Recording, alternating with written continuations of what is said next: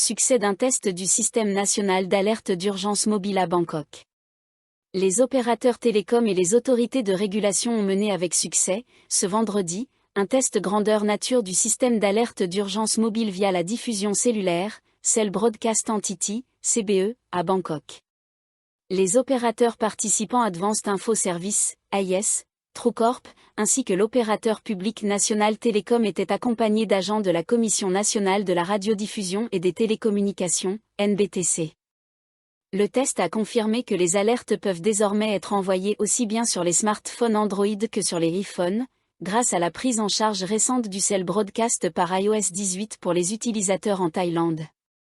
Ce service repose sur l'installation d'un système CBE et de centres de diffusion cellulaire, CBC, pour fonctionner correctement. Depuis le tsunami meurtrier du 26 décembre 2004, les gouvernements successifs thaïlandais ont promis la mise en place d'un système d'alerte cellulaire. Le séisme du 28 mars dernier, qui a causé d'importants dégâts à Bangkok, a relancé les appels à l'action et soulevé des questions sur le retard de sa mise en œuvre. Le département de prévention et d'atténuation des catastrophes, DDPM, est chargé de l'établissement du système CBE, qui servira de poste de commandement centralisé pour la diffusion des alertes. Il est également responsable de la création, de la gestion et de l'approbation du contenu des messages, ainsi que de la définition des zones à prévenir. Le système est encore en cours de développement. Les opérateurs télécoms privés jouent le rôle de CBC, en diffusant les messages validés par le DDPM via les antennes relais situées dans les zones d'alerte définies. Les 3 opérateurs ont déjà installé leur système CBC, selon le Dr Sarana Boonbecheyapruk, président de la NBTC.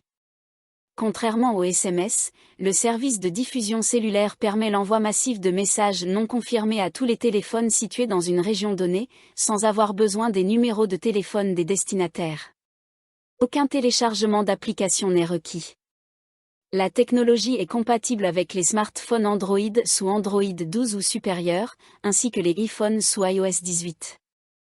Les appareils 2G, 3G et les iPhone 10 ou antérieurs, non compatibles avec iOS 18, ne sont pas pris en charge.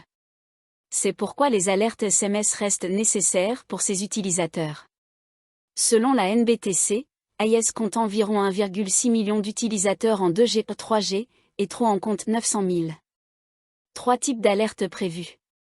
Treraviry Yazirikul, secrétaire général par intérim de la NBTC, a précisé que les messages d'alerte seront classés en 3 catégories. Alerte nationale. Alerte d'urgence. Alertes enlèvement d'enfants, type Amber Alert.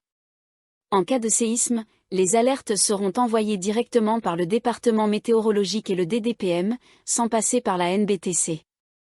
Pour les autres catastrophes naturelles, comme les inondations ou les tempêtes, le DDPM devrait coordonner avec la NBTC pour alerter directement les 3 opérateurs télécoms, qui se chargeront de prévenir la population. Pour Waruntep Watcharaporn, responsable des relations institutionnelles chez AIS, ce test marque une avancée importante dans la préparation de la Thaïlande aux situations d'urgence, en facilitant une communication rapide et efficace avec le public. Chakri Urera, directeur des affaires institutionnelles chez True, a souligné que les séismes survenus le 28 mars dans de vastes zones du pays, ainsi que celui du 14 avril à Krabi, montrent l'urgence de mettre en place un système d'alerte efficace. La NBTC a récemment annoncé qu'elle étudiait également l'intégration d'un système d'alerte d'urgence au réseau de télévision numérique. Elle envisage la création d'une chaîne TV numérique dédiée, Channel 1, pour la diffusion d'alertes et d'informations en temps réel en cas de catastrophe.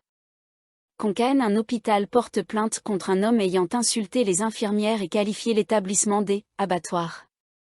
L'hôpital de Manchakiri, dans la province de Khon Kaen, a saisi la police après qu'un homme a violemment exprimé sa colère envers les infirmières de l'unité de soins intensifs, qualifiant l'établissement d'abattoir. Le directeur de l'hôpital, le Dr Pornpol Laouitaya, a déclaré vendredi que l'établissement avait déposé une plainte auprès de la police de Manchakiri contre Anusha Chuangé, l'accusant de diffamation envers le personnel en service et de troubles à l'ordre public. Il a ajouté que l'hôpital ne comptait faire aucun compromis et souhaitait que les autorités donnent suite à la plainte dans toute sa rigueur. Un hôpital est un lieu sûr, où aucune forme de violence ne peut être tolérée, a affirmé le Dr Pornpol. L'affaire a éclaté lundi soir vers 21h, lorsque M. Anusha, âgé de 45 ans, s'est emporté contre le personnel des soins intensifs au sujet de l'état de santé de sa mère, Madame Chanroun, âgée de 70 ans. Celle-ci avait soudainement ressenti une grande faiblesse, et sa famille avait décidé de l'amener à l'hôpital. Est-ce que quelqu'un peut venir la voir tout de suite? Vous voulez que je filme une vidéo? Elle est en train de mourir, a crié M. Anusha au chevet de sa mère.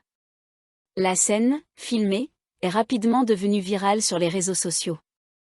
Alors qu'on lui demandait de quitter la pièce, il a lancé « Cet hôpital est un abattoir ». Le docteur Pornpol a expliqué que les infirmières présentes cette nuit-là avaient pris le pouls de Madame Chanroun et réalisé les examens nécessaires, sans constater de signes vitaux inquiétants. Elle avait donc été classée comme patiente, non urgente. Il a précisé que cette classification s'imposait en raison du manque de personnel et de l'affluence de patients pendant les congés de Songkran. Le mari de la patiente, Somyong, 71 ans, a indiqué que son épouse souffrait d'asthme avant l'incident. Il se trouvait dans la chambre avec elle et leur fils au moment des faits. Monsieur Somyong a présenté ses excuses au personnel hospitalier au nom de son fils, expliquant que ce dernier était simplement inquiet pour sa mère, mais qu'il accepterait que la justice suive son cours. Il a précisé que son fils était déjà rentré à Bangkok. Le chef de la police de Manchakiri, le colonel Tetakte Ponsuan, a annoncé que 3 infirmières seraient convoquées pour fournir leur témoignage. Il a également précisé que les forces de l'ordre allaient se concerter avec le directeur de l'hôpital pour définir les intentions exactes de l'établissement concernant la poursuite, notamment pour déterminer si certaines charges pourraient être abandonnées ou au contraire ajoutées. Le pavillon thaïlandais critiqué pour son inadéquation avec le thème de l'exposition universelle d'Osaka. Le pavillon de la Thaïlande à l'exposition universelle d'Osaka fait l'objet de critiques, accusé d'être un projet coûteux qui ne répond pas au thème fixé par les organisateurs et d'avoir manqué une occasion en or de mettre en valeur les atouts du pays devant un public international. L'exposition universelle, l'un des événements les plus suivis au monde, se déroule actuellement dans la ville japonaise d'Osaka sous le thème principal, concevoir la société du futur pour nos vies. Pourtant, certains visiteurs thaïlandais ont quitté le pavillon de leur pays avec un sentiment de déception, estimant qu'il ne reflétait pas suffisamment la contribution de la Thaïlande à ce thème. L'un des messages les plus partagés à ce sujet a été publié par Inchalin Punipa, président de la société d'assurance cotée en bourse TQM Corporation. Son message exprimant sa déception a été partagé plus de 1500 fois sur Facebook depuis sa publication jeudi. Le thème de l'événement porte sur le futur du monde. Or, la majorité de ce que nous présentons concerne l'histoire, la nature, la nourriture et la santé, a-t-il écrit. Est-ce vraiment en lien avec le thème? En tant que Thaïlandais, je m'attendais à une exposition de meilleure qualité, surtout compte tenu du budget engagé. J'ai quitté le pavillon avec tristesse et désillusion. De nombreux internautes ont réagi à son post, partageant eux aussi leur frustration après avoir visité le pavillon ou suivi les discussions à ce sujet. Une utilisatrice, Vénini Chapatre, a commenté. Design par une entreprise privée. Contenu rédigé par la bureaucratie. Certains ont appelé les organisateurs thaïlandais à repenser et à réviser le contenu du pavillon, rappelant que l'événement vient tout juste de commencer et qu'il se poursuivra pendant près de 6 mois.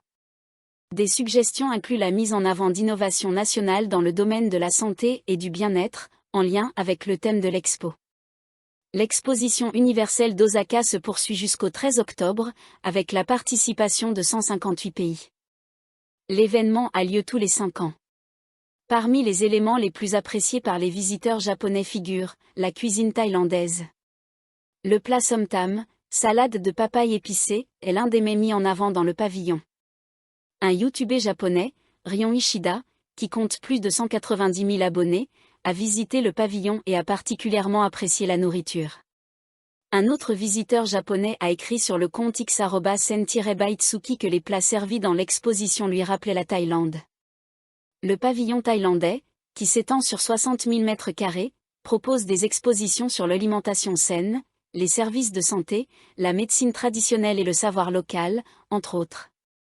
Les organisateurs thaïlandais ont publié un message jeudi affirmant accueillir toutes les critiques avec bienveillance. Ils ont défendu leur projet, soulignant que l'exposition mettait en avant les forces de la Thaïlande dans les domaines de la santé et du bien-être. La Thaïlande possède une richesse de savoir, de ressources et de services capables d'apporter sourire et bonheur aux visiteurs sur le long terme, ont-ils écrit. Le pavillon et son contenu ont été développés avec un budget de 900 millions de baht, sous la supervision du ministère de la Santé publique.